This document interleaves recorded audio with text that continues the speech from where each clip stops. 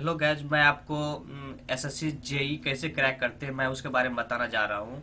ये है syllabus SSC JE electrical engineering का सिलेबस।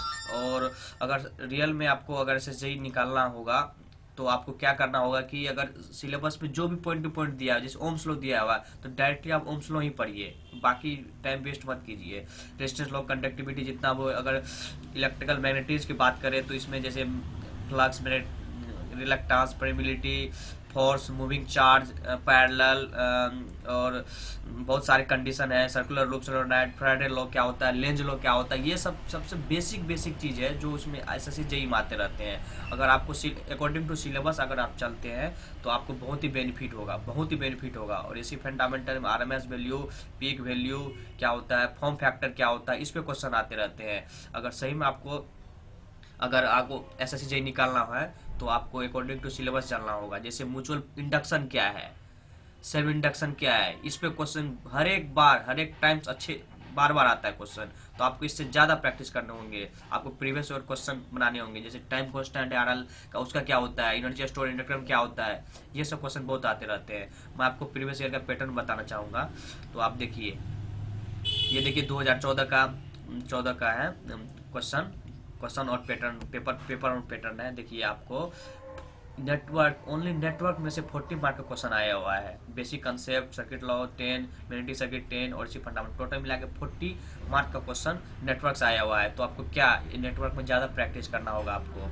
मेजरमेंट है, इंस्ट्रूमेंट है, 10 मार्क का क्वेश्चन आया हुआ है। इलेक्ट्रिकल मशीन से आया हुआ है, 22 क्वेश्चन आया हुआ है। पावर सिस्टम से 16 क्वेश्चन आया हुआ है। यूटिलाइजेशन इलेक्ट्रिक एनर्जी से 6 क्वेश्चन आया हुआ है और बेसिक इलेक्ट्रॉनिक 6 क्वेश्चन आया हुआ है।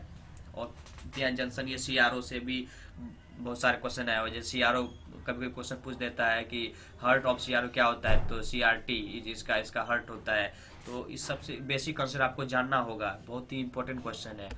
और आपको सिलेबस अगर डिटेल पढ़ना हो तो सर्किट लॉ क्या होता है, मैग्नेटिक सर्किट में कौन कौन से सिलेबस है, अकॉर्डिंग टू सिलेबस आप फॉलो कीजिए अगर आपको सही में क्रैक करना हो तो। बहुत ही अगर और एसएससी जेई के सिलेबस तो आपने देख लिया कि किसमें कितना आता है। और आपको प्रैक्टिस ज़्यादा से ज़्यादा करना पड़ेगा।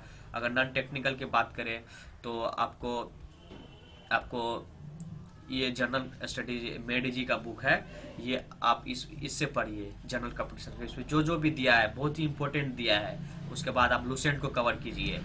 ये सब बुक जो है बहुत इंपॉर्टेंट है और आप इससे इससे आप प्रिपरेशन कर सकते हैं। और पीएसयू के बुक में भी ये है, जैसे सीआईएल का वैकेंसी आने वाले हैं उसमें भी ये होते हैं। इसमें जितने भी क्वेश्चन लास्ट में दिया हुआ इसका जितना भी है बुक, आप इसको भी फॉलो कर सकते हैं। लेकिन आप अगर इसको कर लिए तो काफ़ी है, ये आप इससे भी मैनेज कर सकते हैं जनरल स्टडीज। नहीं तो लूसेंट कीजिए, लूसेंट को पूरा पढ़ लीजिए, इससे आपका एसएससी जेई निकलने का 100% चांस रहेगा। और ख़ास ये है कि आप प्रीवियस ईयर को प्रैक्टिस कीजिए।